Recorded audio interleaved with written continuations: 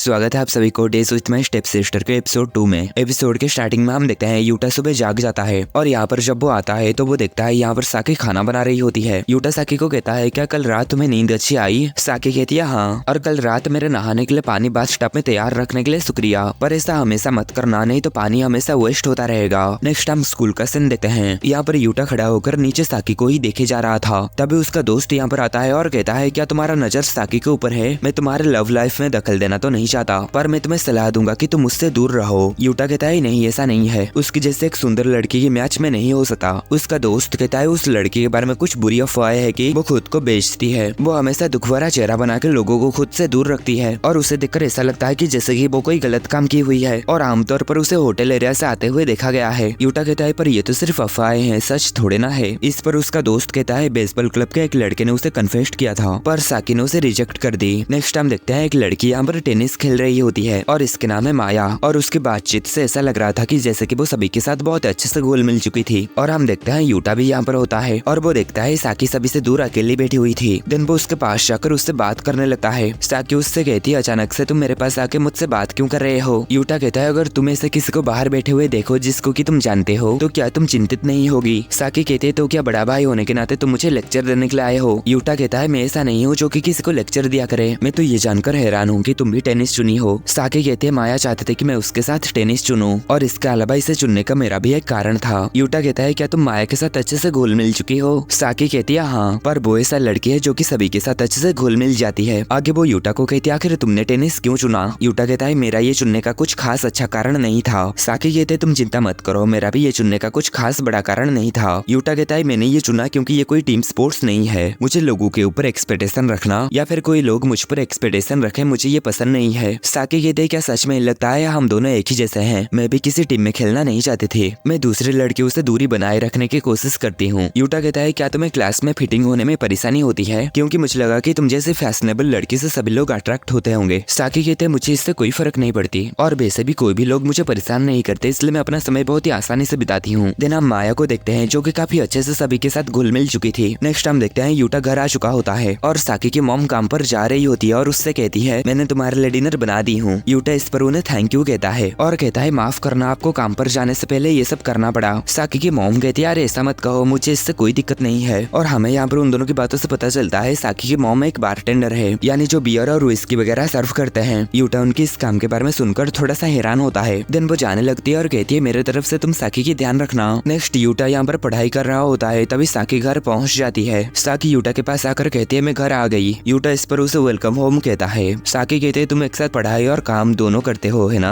Utah कहता है हाँ, क्या ये कोई अजीब बात है? साकी कहती है क्या तुम कोई आसान और अच्छे पेमेंट देने वाला पार्ट टाइम जॉब के बारे में जानते हो? मैं कुछ पैसे कमाने चाहती हूँ पर मैं नहीं चाहती कि इसमें ज्यादा समय लगे, ऐसा कोई जॉब जो कि 1 या 2 घंटे के लिए 10,000 यान दे। यूटा कहता है नहीं, ये ज्यादातर जॉब्स के लिए अनरियलिस्टिक है। साकी कहते मैं समझती हूँ, मुझे लगता है बेचना ही एकमात्र रास्ता है। यूटा इस पर हैरान हो जाता है और कहता है क्या कहा बेचना? साकी कहते मैंने पढ़ा था कि अगर आप पैसा कमाना चाहते हैं तो आपको खुद को ही बेचना चाहिए। यूटा इस पर कहता है तुम्हें अपना सेल्फ रिस्पेक्ट का परवाह करना चाहिए। साकी कहते हैं हाँ मैं करती हूँ, इसलिए तो मैं पैसा कमाना चाहती हूँ। यूटा कहता है क्या तुम ये बात अपने मॉम के सामने कह सकते हो? साकी कहते हैं क्यों नहीं, मुझे लगता है वो मुझे अडल्ट बनते हुए देखकर खुश होगी। ये सुनकर यूटा कहता है वाओ ये तो बहुत ही अच्छी परवरिश है। साकी कहते हैं क्या तुम्हारा फैमिली डिफरेंट है? क्या जब तुमने काम करना स्टार्ट किया तब तुम्हारे डैड खुश नहीं थे? यूटा कहता है अगर मैं ऐसा करता और मेरे डैड इस पर खुश होते तो मुझे इससे काफी चिंता होता। साकी कहते क्या मतलब है तुम ऐसा काम नहीं करते? तुम कल ही तो काम पर जाए थे और तुम वहाँ पर चीजों को बेचा करते हो है ना? इस पर यूटा समझ जाता है कि वो साकी की बातों का गलत मतलब सोच रहा था। दिन वो साकी से इसके लिए माफी मांगता है। साकी कहते कोई बात नहीं, जल्दी से डिनर करो नहीं तो खाना ठंडा हो जाएगा, और मैं तुम्हें इसके लिए दोष नहीं देने वाले कि तुम्हें इसके बारे में गलत आइडिया आया। मैं जानती हूँ कि लोग मेरे रूप रंग के ऊपर सवाल उठाते हैं, पर मेरे लिए ये रूप एक हथियार है जिसको कि मैं सोसाइटी में आगे बढ़ने के लिए यूज करती हूँ। आगे साकी कहती है आज तुम मेरे मॉम को काम पर जाते हुए देखे होगे, वो सुंदर लग रही थी है ना? इस पर यूटा कहता है हाँ। साकी कहते वो सिर्फ हाई स्कूल तक ही पढ़े हैं, क्या तुम्हें इस बारे में कुछ नहीं लगता? जिस पर यूटा कहता है नहीं, मुझे इससे कोई फर्क नहीं पड़ता। साकी कहते मैं जानती हूँ कि कुछ लोग उनके बारे में गलत बातें सोचते हैं, उनकी कोई हायर एजुकेशन नहीं है, वो बहुत ही ज्यादा अट्रैक्टिव है और रात में काम करने के लिए जाती है। ये सब देखकर लोग मानते हैं कि वो बहुत ही ज्यादा बेवकूफ लड़की है जो कि अपनी लुक्स को अपने फायदे के लिए यूज करती है। मैं कई बार लोगों को मेरी मॉम के बारे में ऐसी बातें कहे हुए देखी है। यूटा कहता है लोग ये सब बकवास बातें करते हैं। साकी कहते हैं हाँ ये सभी बातें बकवास है और ये सब बातें कहना बहुत गलत है। लोग बिना कुछ सोचे समझे हमेशा दूसरों के बारे में बुरी बातें ही करते हैं। अगर तुम इंटेलिजेंट हो पर अच्छा नहीं दिखते हो तो लोग तुम्हें कहेंगे कि तुम कितना घटिया दिख रहे हो, और अगर तुम इंटेलिजेंट नहीं हो पर अच्छा दिखते हो तो लोग कहेंगे कि तुम आगे बढ़ने के लिए अपना बॉडी का यूज करते हो। यूटा कहता है हाँ मैं समझ सकता हूँ तुम क्या कहने की कोशिश कर रहे हो। साकी कहती है इसलिए ये रूप मेरी हथियार है। परफेक्ट फैशन होना, खुद को खुद से बेहतर बनाने के लिए कैपेबल होना। मैं एक मजबूत पर्सन बनना चाहती हूँ, पढ़ाई, काम और हर चीज में परफेक्ट। इसलिए मैं तुमसे पार्ट टाइम जॉब करने के लिए कह रही थी। ये मेरा फर्स्ट स्टेप है मेरे गोल को पाने का। यूटा इस पर कहता है क्या तुम सच में ऐसा करना चाहती हो? ये काम बहुत ही थकाऊ भरा लगता है। साकी कहते मैं चाहती हूँ कि मैं अपने खुद के दम पर खुद को साबित करूँ। यूटा सोचता है ये खुद को साबित करना चाहती है पर किसके सामने? आगे वो अपना पास्ट के बारे में सोचता है जब वो अपने मॉम के साथ मिलकर खाना खा रहा था। तभी साकी उससे कहती है तुम भी वैसा ही हो है ना?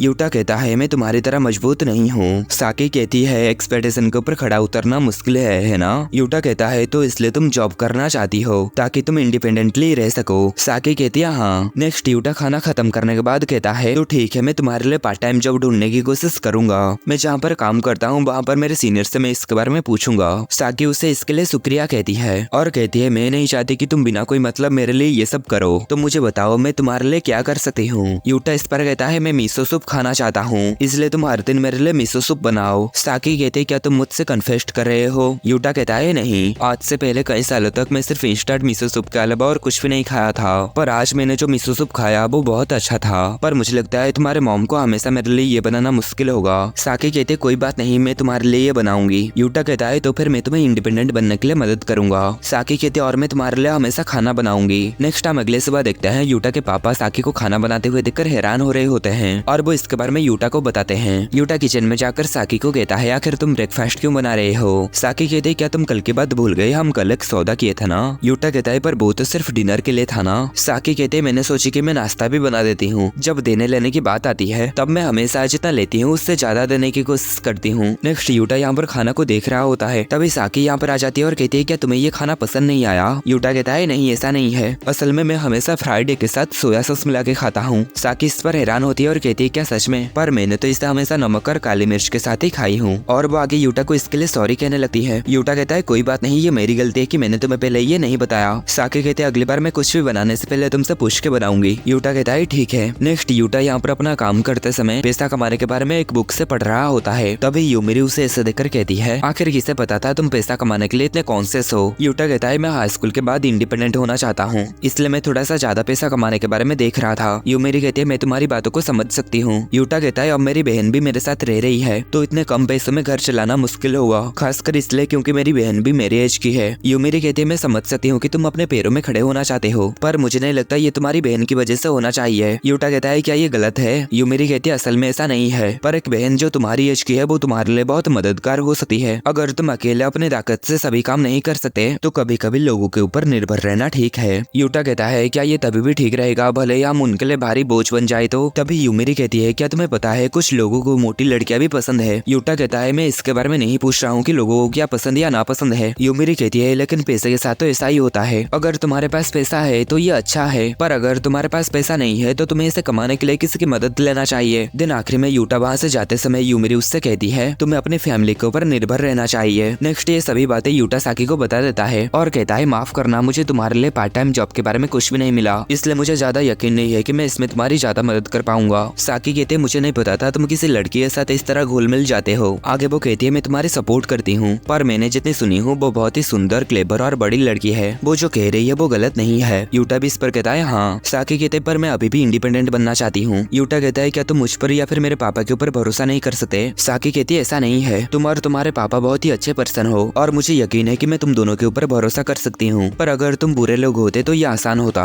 इतना कहकर वो अपनी डिनर खत्म करके चली जाती है। नेक्स्ट यूटा जब अपने रूम में सोने के लिए आता है तो वो दरवाजे के साथ एक बैग लटका हुआ देखता है। नेक्स्ट अगले दिन यूटा अपने स्कूल की ओर जा रहा होता है तभी वो साकी को देखता है जो कि रोड के साइड में खड़ी हुई थी। दिन वो भी यहाँ पर आकर साकी से थोड़ा सा दूर होकर खड़ा होता है। हम देखते हैं साकी रास्ता पार करते समय कानों में ईयरफोन लगा के गाना सुन रही थी जिससे साकी को ये पता नहीं लग पाता कि वो एक गाड़ी के सामने आ चुकी है और वो गाड़ी उसे टक्कर मारने वाली है। तभी यूटा ये देखकर जल्दी से उसे बचाने जाने लगता है। नेक्स्ट हमें स्कूल का सीन दिखाया जाता है। यहाँ पर साकी माया के साथ टेनिस खेल रही होती है और यूटा भी यहाँ पर होता है। तभी यूटा कुछ समय पहले के बारे में सोचता है। हमें पता चलता है यूटा ने तब उसे बचा लिया था और वो साकी के ऊपर गुस्सा हो रहा होता है और कहता है तुम मर सकते थे, मैं इसे ऐसे ही इग्नोर नहीं कर सकता था और साकी इस पर उसे सॉरी कहती है। नेक्स्ट यहाँ पर बारिश होने लगता है। यूटा जब घर जा रहा होता है तभी वो देखता है साकी के पास अम्ब्रेला ना होने के कारण वो बाहर खड़ी हुई थी। यूटा इस पर उसे अपना अम्ब्रेला देके खुद बारिश में भीगते हुए घर वापस आ जाता है और हम देखते हैं साकी उस अम्ब्रेला का यूज करके घर वापस आ रही थी। देन यूटा यहाँ पर नहा रहा होता है और तब की बात को सोचता है जब साकी ने उससे कही थी कि मैं खुद को साबित करना चाहती हूँ। नेक्स्ट यूटा अच्छे से नहा के कपड़े चेंज करने के बाद जब यहाँ पर आता है तब वो ये देखकर हैरान हो जाता है कि यहाँ पर साकी के साथ माया भी होती है और यहीं पर ये एपिसोड खत्म होता है।